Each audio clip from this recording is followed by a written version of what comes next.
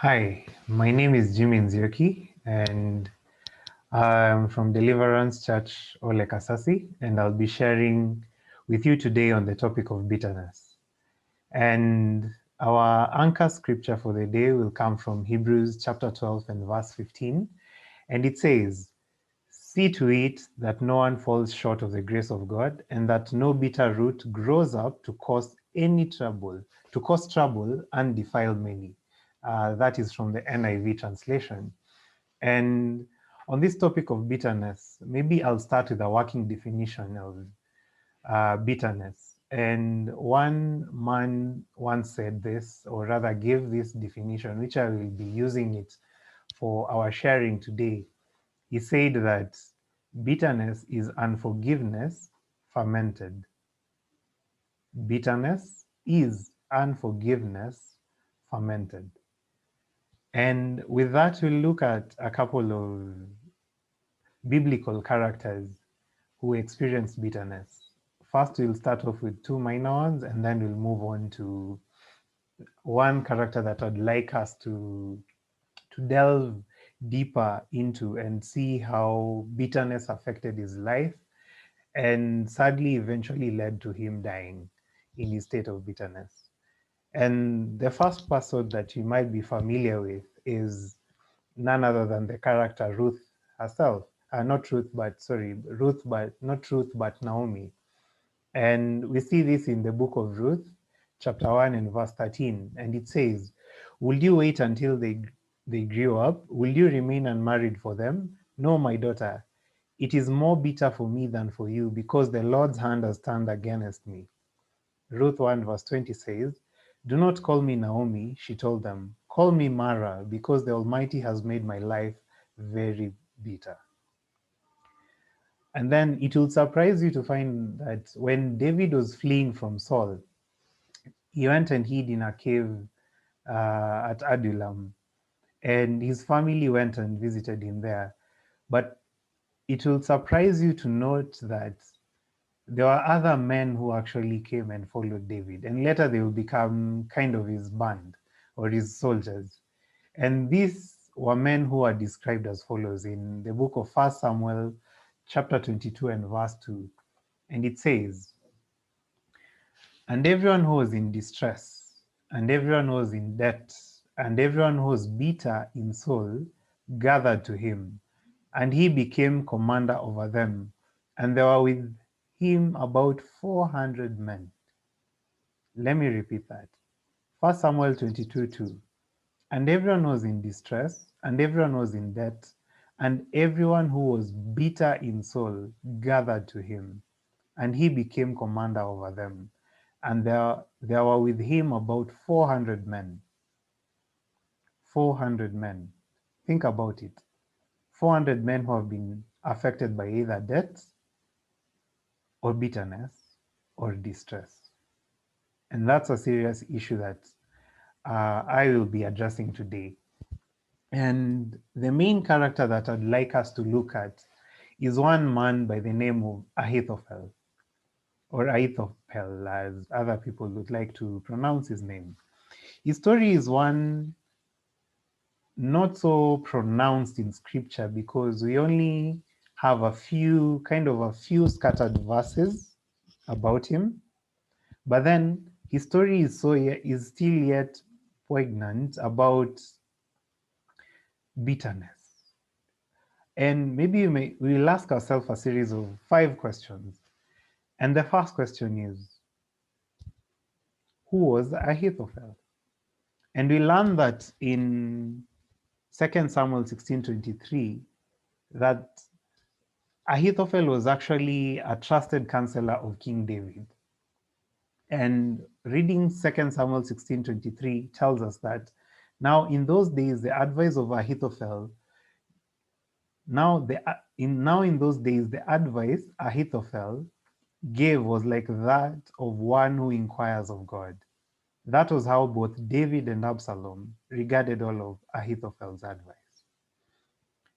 And some scholars tell us in Psalm 55, verse 12 to 14, that that portion of the psalm actually refers to the relationship that David had with Ahithophel. And it reads as follows: If an enemy were insulting me, I could endure it. If a foe were rising against me, I could hide. Verse 13. But it is you, a man like myself, my companion, my close friend. Verse 14. With whom I once enjoyed sweet fellowship at the house of God as we walked about among the worshippers. Now, like I said, scholars attribute this to the relationship that David once shared with Ahithophel. But then, not a working definition, but rather Ahithophel's name, once translated, actually means brother of foolishness. And despite the fact that he served, despite the fact that he served David faithfully for many years, we see later that they had a fallout. And we read about this fallout. We read about this fallout in the book of 2 Samuel. And in 2 Samuel 16:15, we learn that he actually joined in the conspiracy of Absalom against David. And we read that in 2 Samuel 16:15, which says, Meanwhile, Absalom and all the men of Israel came to Jerusalem, and Ahithophel was with him. You may read that in passing and say, what was the big deal of Ahithophel being among the conspirators? But it's like, imagine a president's trusted advisor turning against his own president and joining let's say, the army that is planning a coup. And that was similar to what Ahithophel did. A key person in government who finally decides, you know what, I am going to turn against my president. I am going to turn against my king. And that was Ahithophel for you. And now, in 2 Samuel 16:21-22 and 2 Samuel 17:1-4, these are two pieces of advice recorded in scripture that Ahithophel gave to David, rather gave to Absalom.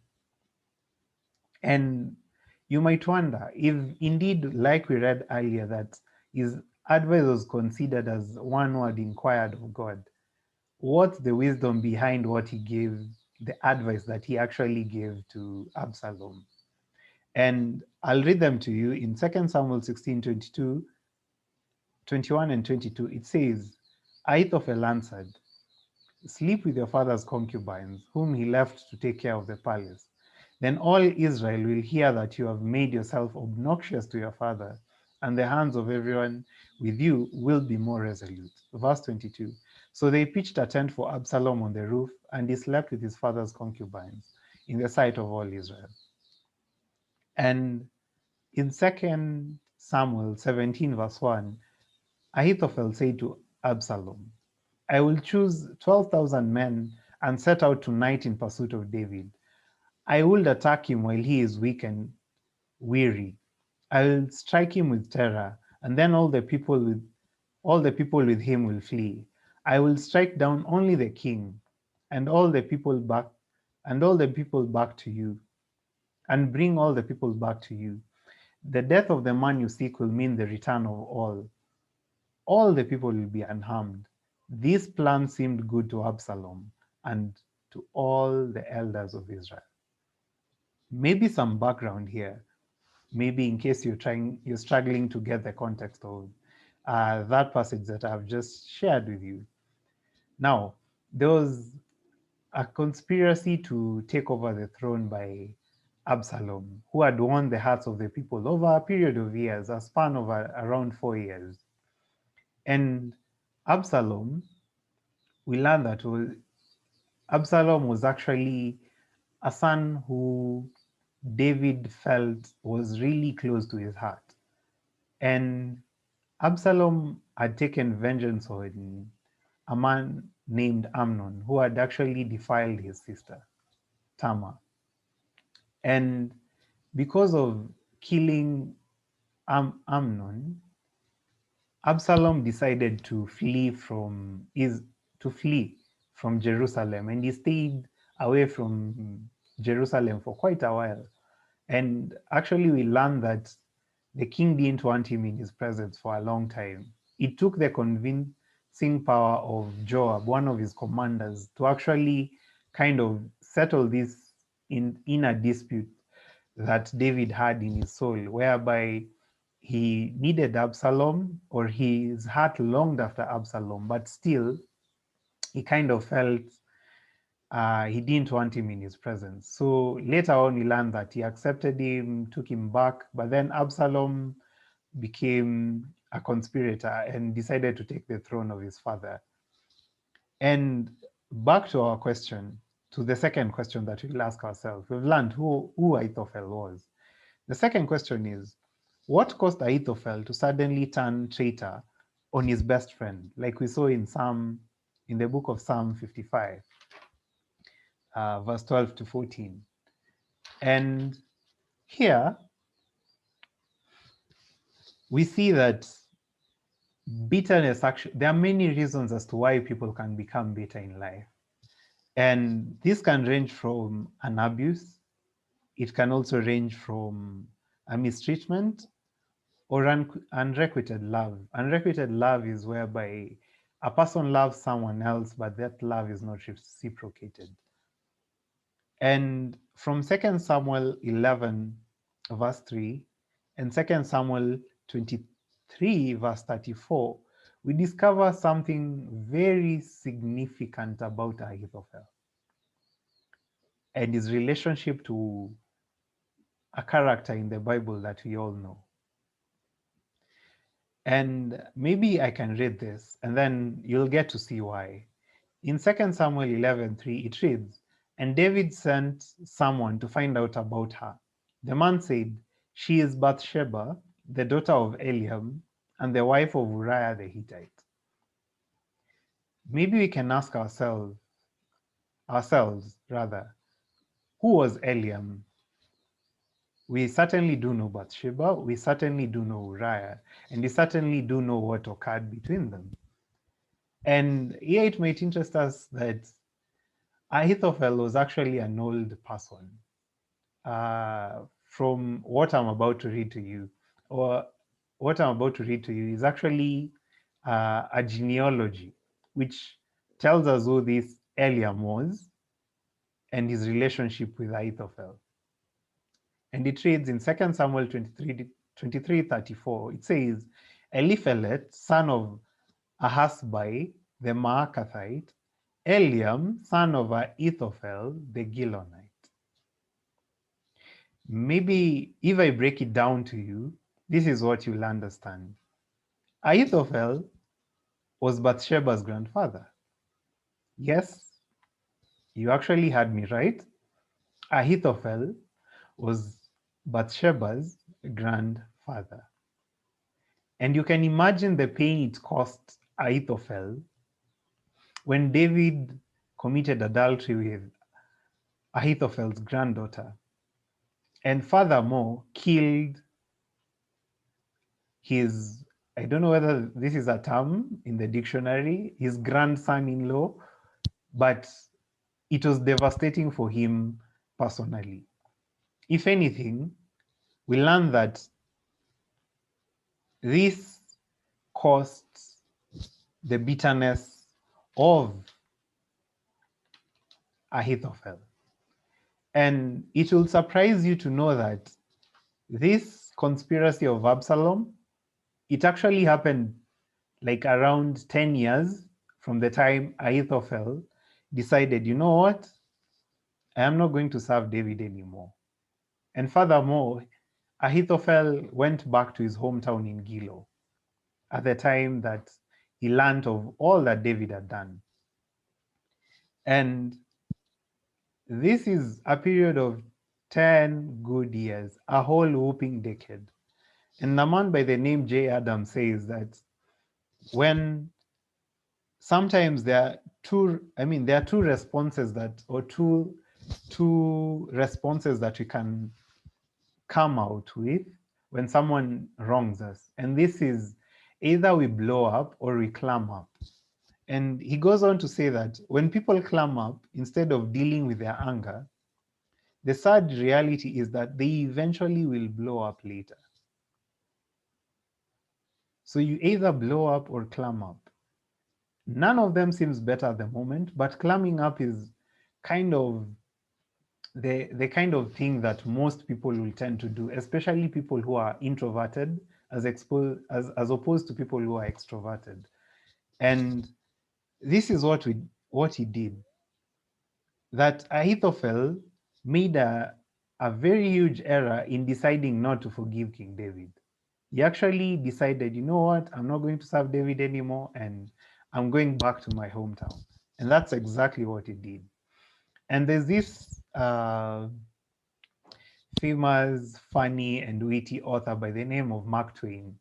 And he had this to say about anger. He said, anger is an acid that can do more harm to the vessel in which it is stored than to anything on which it is poured. Anger is an acid that can do more harm to the vessel in which it is stored than to anything on which it is poured. That was Mark Twain for you. Which leads us to the third question that we're going to ask ourselves about Ahithophel. What is dangerous about a bitter spirit? Coming from the background that I've given you, it tells us one thing. Ahithophel wasn't there while David was broken before the Lord, when Nathan confronted David about his sin, while the firstborn child of the union between the illegal union or the illicit union between Bathsheba and David bore a son.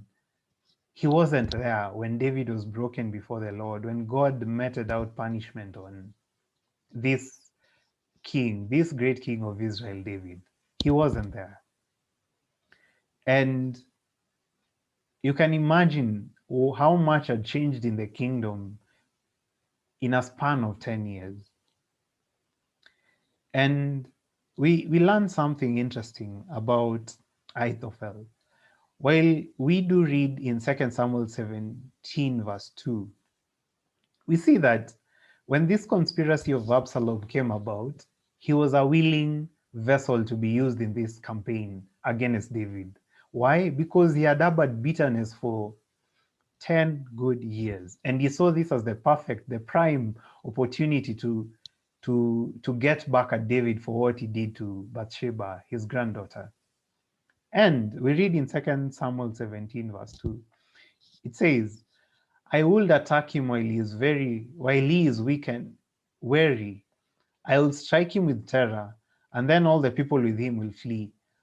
I will strike down only the king. And here the king is David. Why would a person who had neither field experience as a soldier get the guts and the courage to actually face a man who had killed a giant before in his youth? I told you earlier that Ahithophel was an old man.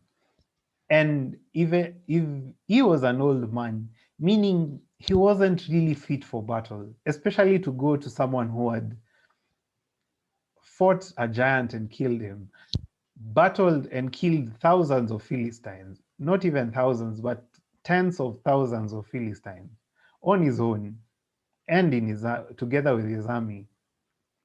Where would a man who had never gone to war before, but only had his services limited to the court or to the palace, suddenly decide that he is going to lead a rebellion, and in this rebellion, he will be the ultimate person who will actually kill the king? Well, that's what bitterness can do to you and to me. We learned something else, that actually Eliam, Ahithophel's son, is listed among the 37 mighty warriors of David. This was Ahithophel's son. And secondly, Uriah is also among the list of those people who were listed among David's mighty men. And like I said before, this is what bitterness can and will do to you. There's this quote by a man by the name Terry Brooks, and he said, Heart leads to bitterness, bitterness to anger. Travel too far down that road, and the way is lost.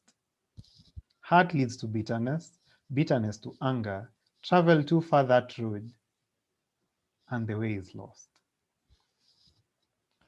But then we learned something else.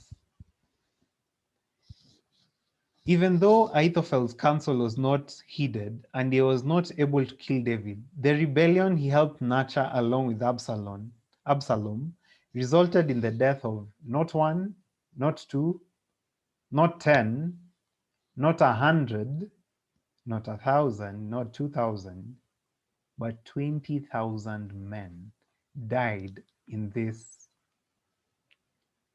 plot against the king, in this war between son and father, between Absalom and King David. And this man by the name Ahithophel was at the core, was at the center of this. He was at the core, he was at the center of all this death and destruction that followed, that led to the death of 20,000 people. Now, back to our verse in Hebrews 12:15.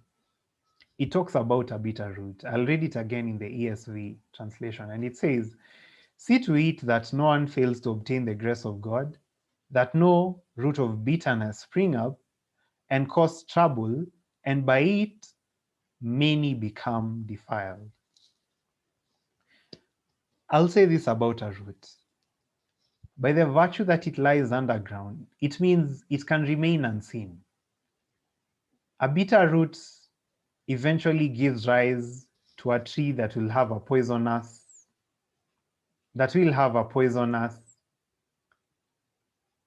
fruit. And somebody once said that a root is something unseen, hidden, repressed, and private. And though unseen, it nevertheless does three things to us. First, it feeds our soul, informs our mind, and fuels our motives. It feeds our soul, informs our mind, and fuels our motives. So, a question to you and to me. We know the story of how David went and pleaded for forgiveness. And we even have a song that's as a reason from David's prayer in Psalm 51, whereby he says, "Create in me a clean heart and purify me."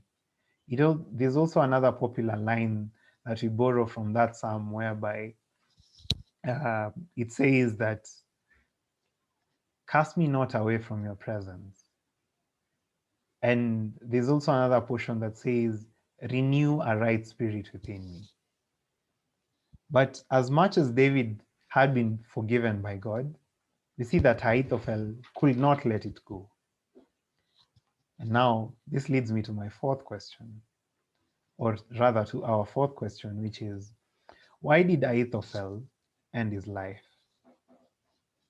We learn that when Ahithophel's counsel was not heeded, something stirred in his heart, because his counsel was frustrated by a man by the name Hushai.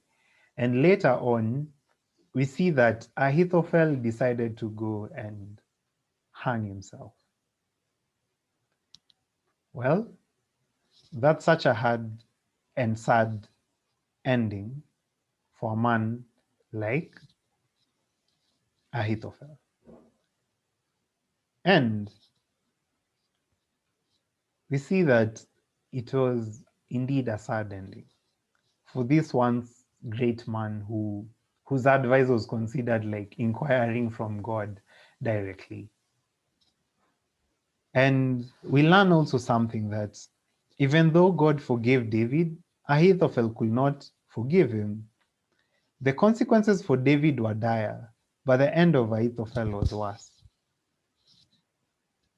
A man whose counsel was something quite valuable ended hanging himself. And that's what bitterness did to him. Bitterness actually killed him. And rather, the last question we are going to ask ourselves is, what is the antidote for a bitter spirit? Well, from research, from reading a lot on this topic, even people who are not Christians agree, and medical science even has proof that forgiveness is the sure cure. Forgiveness is the sure antidote. Forgiveness is the sure antidote to bitterness.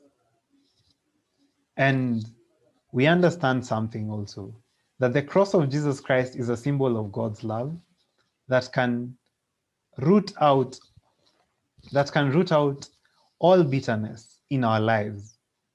And having a look at 2 Corinthians 5:21, where we see that Christ was made sin, yet he had no sin in and of himself. Why? So that men could receive forgiveness. And another point I'd like to stress at this point is, we see that God doesn't call us to forgive most of the wrongs, but it's all of it. He doesn't tell us to watch out for most bitterness in Hebrews 12:15, but no bitterness at all must be there in us.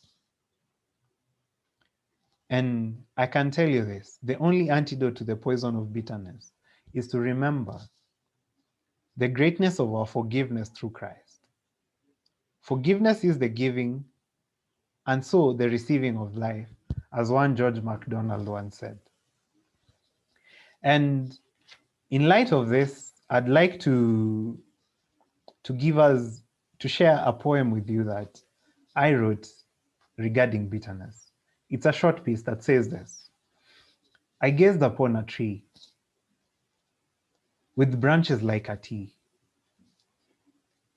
It had a stunted stem. I failed to understand how the tree could stand. Its fruits hung in a cluster, but its poison could give you cancer. Curiously, I dug the soil around to see what was beneath the ground.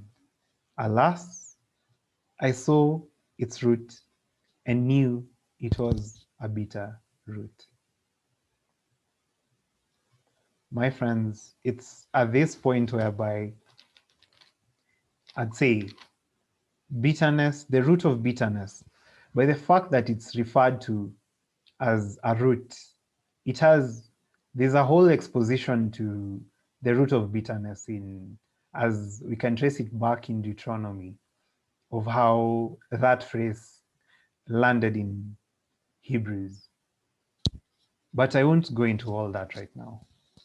What I'll actually share is something that I came across from an article in Psychology Today. And here, like I said earlier, that the cure for bitterness, the sure cure, the sure fire for the flame that is bitterness is forgiveness. Maybe you might be saying at this point that, well, Jimmy, I think that's a good story, has a tragic ending, a lesson on bitterness. But I still feel like I can't let go. I still feel like it is hard for me to let go. The truth is, I don't know what you've been through. I don't know what you have gone through. But I do know this, that there are actually medical benefits for you forgiving. There are actually spiritual benefits. And if anything, it is a command from our Heavenly Father to forgive. It is not a request, it's actually a command. And maybe I'll share something that I picked up from this article. And they were quoting a man by the name of James J. Messina. And he developed a 5-step plan for letting go of bitterness. And this is more like a practical step on how you can deal with this issue of bitterness in your own life. And it says this: Identify the source of your bitterness and what this person did to evoke your resentful feelings. The important thing in the first step is to identify the source. The second, develop a new way of looking at your past, present, and future, including how resentment has negatively affected your life and how letting go of it can improve your future. And then the third step says this: write a letter to this person describing their offenses toward you, then forgive and let go of them. But do not send that letter. I'll repeat. Write a letter to this person describing their offenses toward you, then forgive and let go of them, but do not send the letter. Writing things down has a way of releasing. It's actually therapeutic, it's cathartic. Like, it brings healing on its own right. And then the fourth thing is visualize having a better future, having neutralized the negative impact of resentment. And then the last point, if bitter, resentful feelings remain, return to step one and begin again. If bitter, resentful feelings remain, return to step one and begin again. And as I come to the close of this teaching on bitterness, or this sharing on bitterness, I'll mention a couple of things regarding forgiveness rather. You'll understand forgiveness is to surrender the right to hurt others in response to the way they have hurt us. Another point on forgiveness. Forgiveness is unconditional, but meaningful reconciliation and restoration are conditional, both in the gospel and in human relationships. Forgiveness is unconditional, but meaningful reconciliation and restoration are conditional. And in Hebrews 9:22, we learn that, indeed, under the law, almost everything is purified with blood, and without the shedding of blood, there is no forgiveness of sins. Hebrews 9:22. Forgiveness is costly. It is costly, as we can see in Hebrews 9:22.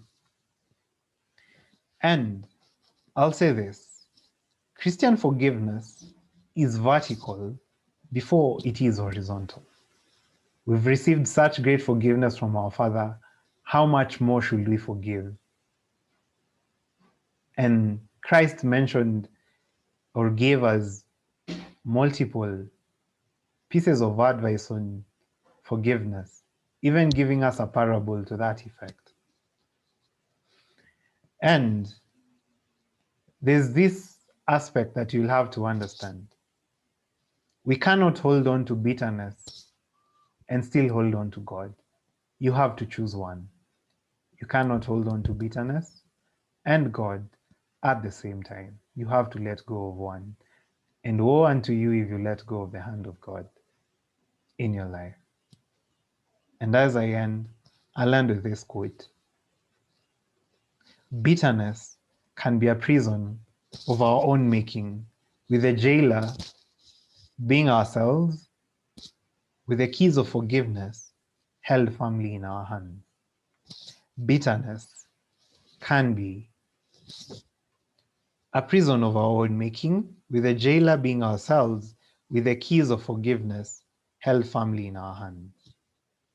Thank you for your time. Thank you for listening to me. And may God help us as we learn the art of forgiveness, the surefire, the sure cure of bitterness. Thank you for listening. I hope you've been blessed. See you next time. Thank you for listening.